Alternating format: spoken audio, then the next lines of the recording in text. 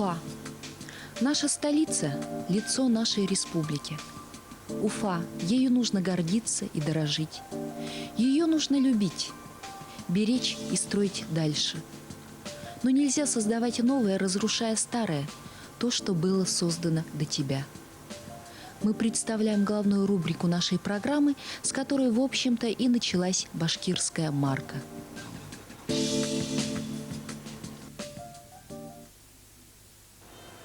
В 1586 году на высоком берегу реки Агидель, недалеко от устья Карайдели, был основан первый город на Урале, который вплоть до XVIII века оставался пограничным городом-крепостью.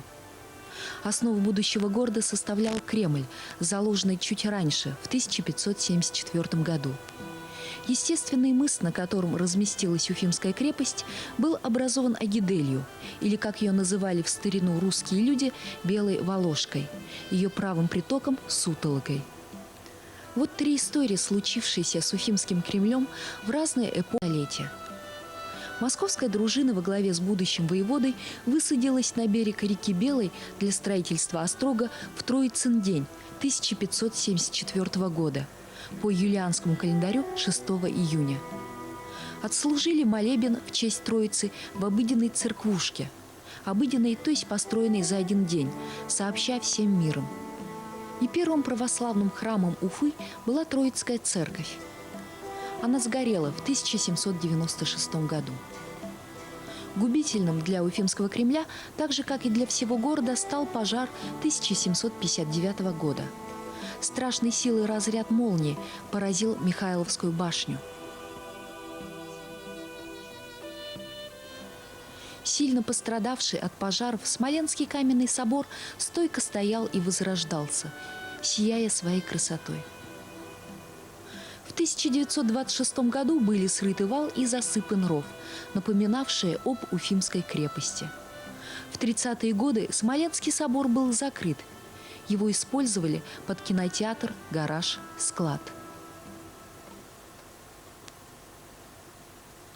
И все же значимость Уфимского Кремля наши предшественники понимали.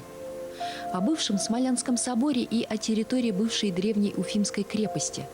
Так гласило постановление Совета народных комиссаров Башкирской АСР от 7 октября 1940 года, по которому здание Смоленского собора и прилегающие территории Первомайской площади были объявлены историческим памятником государственного значения. Должны были начаться реставрационные работы, но помешала война.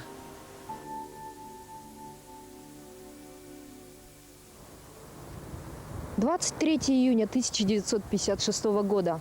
Земля содрогнулась от страшных взрывов. Взрывали несколько раз, не поддавалась динамиту древняя кладка. И лишь на 6-й раз с гулом упали своды древнего собора.